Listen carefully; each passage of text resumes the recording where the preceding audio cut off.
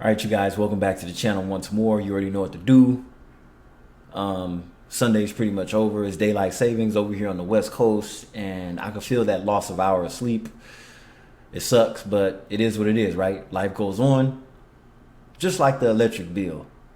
But what about an AI database that's going to cause a rise in everybody's electric bills? That's bullshit, because the companies, the AI, all these tech companies, they're the ones that should be paying for all this shit, not the customers.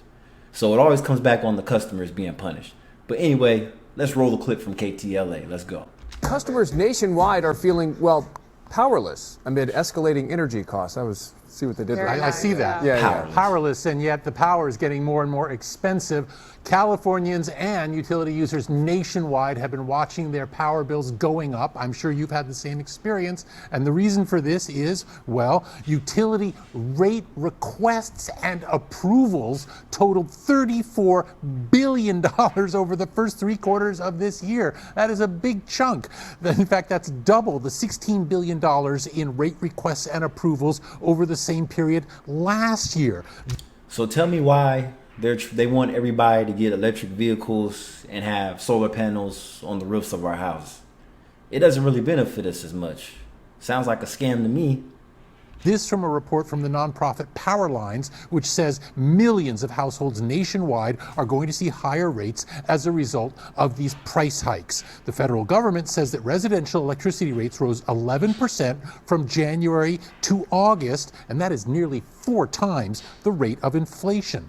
The increases are due in part to the usual things of trying to improve our aging infrastructure, and that's understandable. But AI is also playing a significant role here. And you probably know where this is going. AI data centers are incredibly power hungry, requiring huge amounts of electricity. All these tech companies are power hungry, and which means power comes money. They're money hungry as well. So these tech companies are tripping because they think that the peasants are supposed to be rich just like them. The peasants don't have the power like the bosses. I shouldn't call them peasants, but what I'm saying is you're ordinary people that go to work for these companies and other jobs. Not everybody works in tech, and not everybody makes $200,000 a year. So why these ridiculous price hikes? All because pretty much the government's too lazy to replace these aging infrastructures of electricity and electric plants. It's laziness. It's all laziness, and it's all a cover up to look for a way to charge the customers more. So that's why I question, you could get all the education and college degrees you want, but when it comes to paying for shit, you can't. Electricity and water to cool the equipment, and many data centers are already building their own power plants, some nuclear powered, but so we have independent power plants now. Okay, so that's why. So now it's going to be a war between government electricity and independent electricity. Okay, and then they're trying to find people that live off the grid and make their own plants too. Okay, so it's just everybody fighting for power. It's all micromanagement. that build out is still possibly years from completion. And what that means is the fast-growing AI data centers are going to be siphoning power off from the existing grids, which means shortages, which means higher rates. Which means more blackouts in the summertime, because everybody's going to be using their air conditioning, washing and drying. So yeah, we know.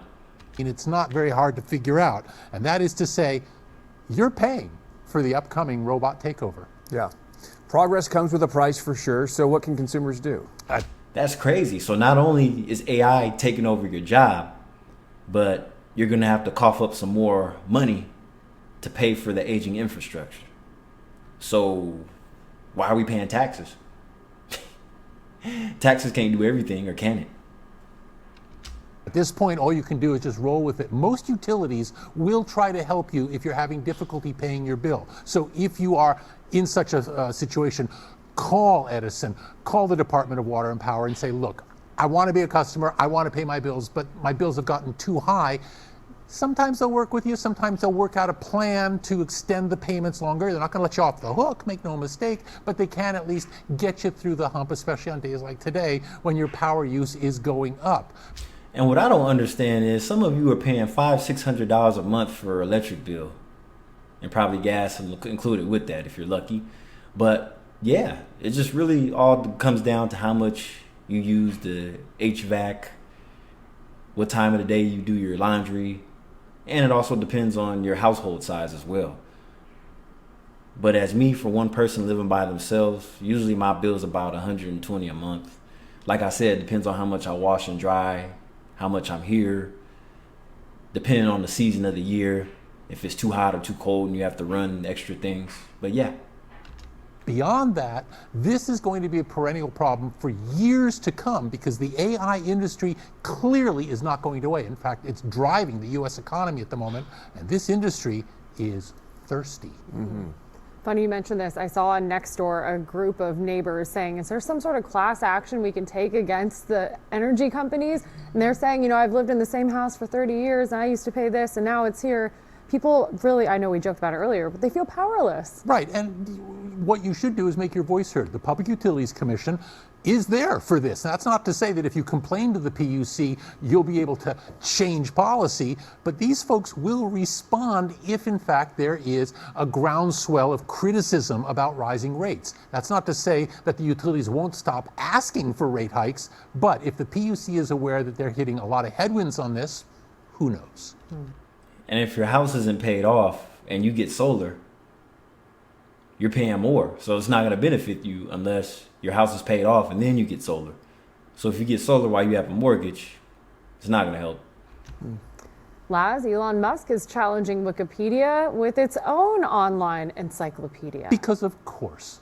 Move over, Wikipedia. Here comes Grokipedia. And no, I'm not making this up. What the Elon hell? Musk has just launched Grokipedia, which is what he calls a super important thing for civilization. No hyperbole there, of course. And presumably that's because the entries are intended to align more with Musk's, well, worldview, if you will. But what Yeah, we don't want to hear what Elon Musk has to say. It's enough going on as it is. And as you know, I'll leave the regular link to this in the description for those of you that know how to read and not too lazy to click on shit. Other than that, I'll catch you in another video. See you next time.